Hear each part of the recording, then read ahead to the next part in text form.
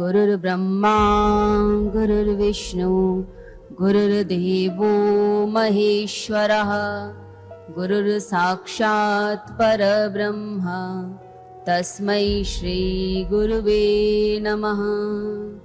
ओम शांतिः शांतिः शांतिः। ओम। एक जो समझ होती है वो होती है आपके माइंड की, एक कर्म मैंने किया था फल भी मुझे ही मिलना चाहिए। और एक होती है हृदय की कि मैं जो सेवा कर रहा हूँ परमात्मा ने मुझे सेवा का मौका दिया। सोमरस बताया जाता है शास्त्रों में कि लोग देवता सोमरस का पान करते थे। क्या है ये सोमरस? एक जो समझ होती है वो होती है आपके माइंड की और एक होती है हृदय की। बुद्धि की समझ जो है, तर्क की समझ है, वो काटती है, वो कहती है कर्म मैंने किया है तो फल भी मुझे ही मिलना चाहिए। परंतु जो हृदय की समझ है वो और भी गहरी होती है। वो कहती है कर्म तो मैं करूँगा, फल जो है वो मैं अपने परमात्मा को अर्पित कर दूँगा। मेरा परमात्मा मेरा सबसे प्रिय है, बस मुझे उसी को ही अर्पित करना है। ये समझ बहुत ही गहरी है। अगर देखें कुछ लोग सेवा भी करते हैं तो बड़े दिमाग लगाकर सेवा करते हैं।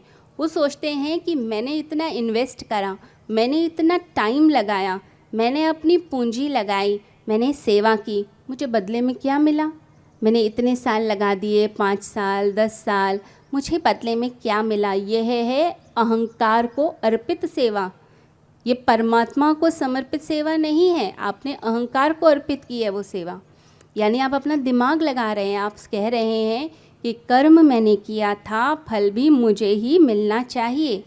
लेकिन जो व्यक्ति परमात्मा का भक्त होता है वो कहता है कि मैं जो सेवा कर रहा हूँ परमात्मा ने मुझे सेवा का मौका दिया। परमात्मा को धन्यवाद, बार बार धन्यवाद कि वो मुझसे सेवा करा रहा है, मुझे उपकरण बना रहा है। तो अगर ऐसी बुद्धि लेकर हम चलते हैं, ऐसे हृदय की समझ लेकर चलते हैं, तो वो जो जीवन होता है वो एक विशेष जीवन हो जाता है।